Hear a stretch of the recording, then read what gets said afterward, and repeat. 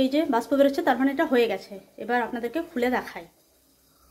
একদম একটা টানা ফোর্সে এরকম করে ঠেলে দেবেন, ব্যাস, তাহলে হয়ে গেল পুটটা। নমস্কার বন্ধুরা, কেমন আছেন সবাই? কেরালাই সংসার আরও একটি ব্লগে আপনাদের স্বাগত জানাই। এখন বাজে সকাল 8টা। আমাদের সকলের চাটা খাওয়া হয়ে গেছে। শাশুড়ি মা স্নান করে পুজো করছেন। সকলকে জানাই গুড মর্নিং। আজকে আপনাদের সাথে এখানকার একটা ব্রেকফাস্ট রেসিপি শেয়ার করব। আজকে যে ব্রেকফাস্টটা বানাবো সেটা হচ্ছে পুটটা। তো পুটটা বানানো যায় চাল গুঁড়ি দিয়ে, ওটস দিয়ে আর রাগি পাউডার দিয়ে। আমি আজকে বানাচ্ছি রাগি পাউডার দিয়ে। তো রাগি পাউডার আপনারা বাজারে কিনতে পেয়ে যাবেন।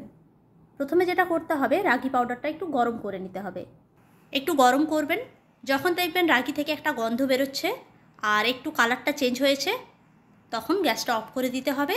তারপর এটাকে ঠান্ডা হতে দিতে হবে। আর ঈশান পুটটা খেতে চায় না, পুটটাও ভালোবাসে না। তো ঈশানের জন্য একটা চাপাতি বানিয়ে দিই, ততক্ষণ রাগি পাউডারটা ঠান্ডা হোক। আর একটা চাপাতি কেমন করে বানাবো, একটা চাপাতির আটা ঠিক পরিমাণ করে নিতে পারলাম না। আর আমিও পুটটা খেতে খুব একটা ভালোবাসি না, তবে যে একেবারে খাই না তা নয়, তবে ভালোবাসি না। তো ঈশানের সাথে সাথে আমিও দুটো চাপাতি বানিয়ে নেবো।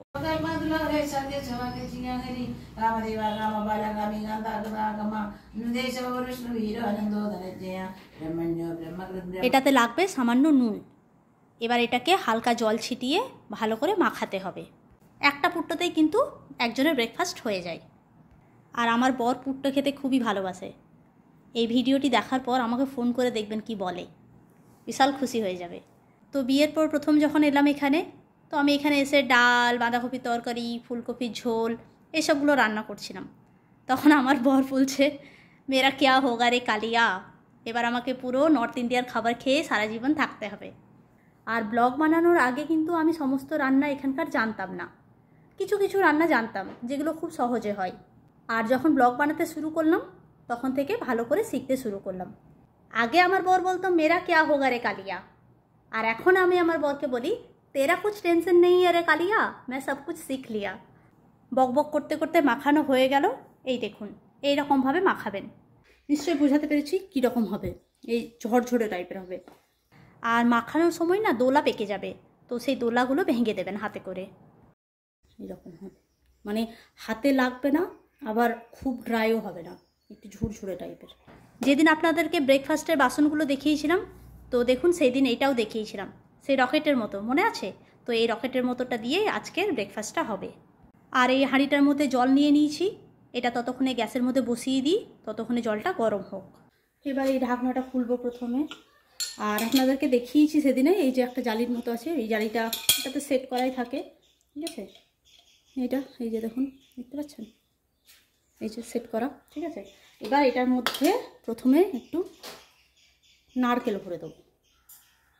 একটু নারকেল ভরে দিলাম। এবার এই যে এটা এরকম করে ভরতে থাকে। অর্ধেকের পর আবার একটু নারকেল ভরবো। যখন এটা অর্ধেক হয়ে যাবে তখন একটু নারকেল ভরবো।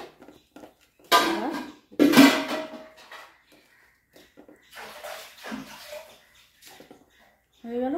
এবার শেষে আরও একটু নারকেল দিয়ে দেবো। তাহলে 3বার নারকেল দিতে হচ্ছে, প্রথমে একটু, মাঝে আর শেষের দিকে। তারপরে এই যে এটা আছে ঢাকনাটা, এই ঢাকনাটা এরকম করে লাগিয়ে দিলাম।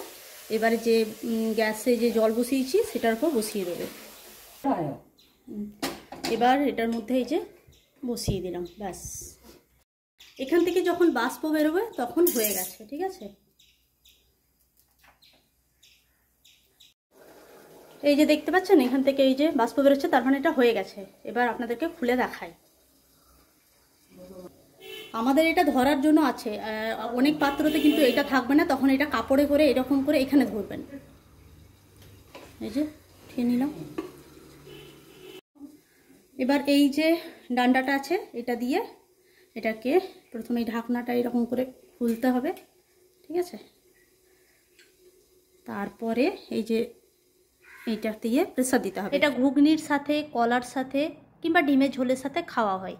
কেরালার লোক কাডেলা কারি মানে ছোলার যে ঘুগনিটা সেটা দিয়ে বেশি পছন্দ করেন।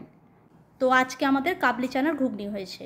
শ্বশুরমশাই বসে আছেন, ইনসুলিন নেওয়া হয়ে গেছে। তো ওনাকে দিয়ে আসি, তারপরে আরও একটা দেখাচ্ছি আপনাদেরকে। কেরালার লোক ঘুগনি কীরকমভাবে বানান সেটা অন্য একদিন আপনাদের সাথে শেয়ার করব।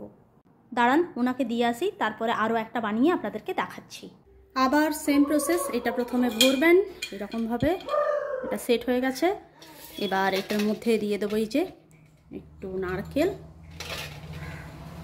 আবার এটার মধ্যে এরকমভাবে ভরতে হবে।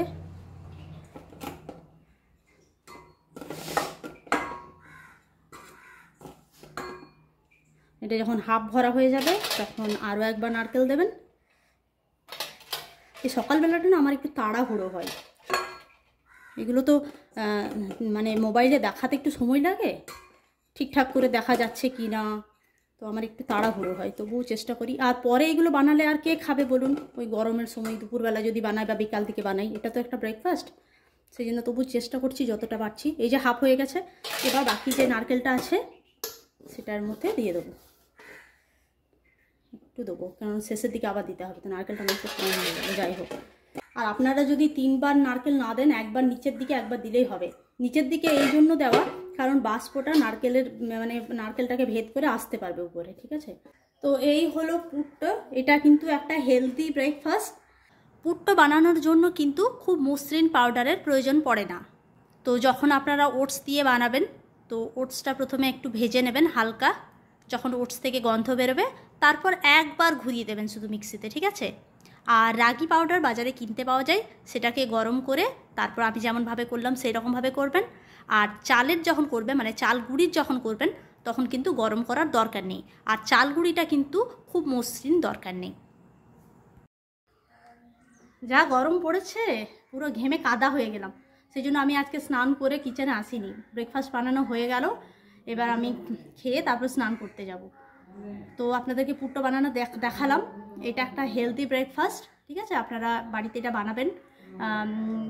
যাদের সুগার আছে আর কি, তারা চালটা মানে চালের গুঁড়িটা অ্যাভয়েড করবেন, তারা ওটসের কিংবা রাগি পাউডারের বানাবেন। আর আপনাদের সাথে ইডলি বা দোসা বানানোর জন্য ব্যাটারটা কিভাবে রেডি করবেন সেটা অলরেডি শেয়ার করেছি। তো সেই মতো মৌসুমি বন্দ্যোপাধ্যায় দি বানিয়েছেন, আর আমাকে কমেন্টস করে জানিয়েছেন যে খুব ভালো হয়েছে, খুব সফট হয়েছে, আর বাড়ির সবাই খুব খেয়ে নামও করেছেন। আর উনি যে কমেন্টসটা লিখেছেন আমি পড়তে পড়তে হাসছিলাম, তো আমি এই কমেন্টসটা এই ভিডিওটাতে অ্যাটাচ করছি, আপনারা একটু পড়ে দেখবেন, খুবই ভালো, আমার খুবই ভালো লাগে আপনারা এত সুন্দর সুন্দর কমেন্টস লিখে পাঠান। আমি যে এই কাজটা করছি তাতে আমি জানেন তো ইন্সপায়ার হই, যে আপনারা আমার ভিডিও দেখেন, আপনারা আমার ভিডিও দেখতে ভালোবাসেন, আমার খুবই ভালো লাগে। তো এইভাবেই আপনারা আমার পাশে থাকুন, যাতে আমি আমার এই কাজটা চালিয়ে যেতে পারি। তো আপনারা এইভাবেই আমার পাশে থাকবেন, আর আমার ভিডিওগুলো একটু শেয়ার করবেন, যাতে আমার ভিডিও সবার কাছে পৌঁছে যায়। তবে চলুন, আজকের ব্লগটি এই পর্যন্তই। ব্লগটি কেমন লাগলো জানাবেন, ভালো লাগলে একটি লাইক আর শেয়ার করবেন। আর আপনাদের সাথে আমার দেখা হচ্ছে আমার পরের ব্লগে। সবাই খুব ভালো থাকবেন, সুস্থ থাকবেন, আর খুব আনন্দে থাকবেন। ধন্যবাদ।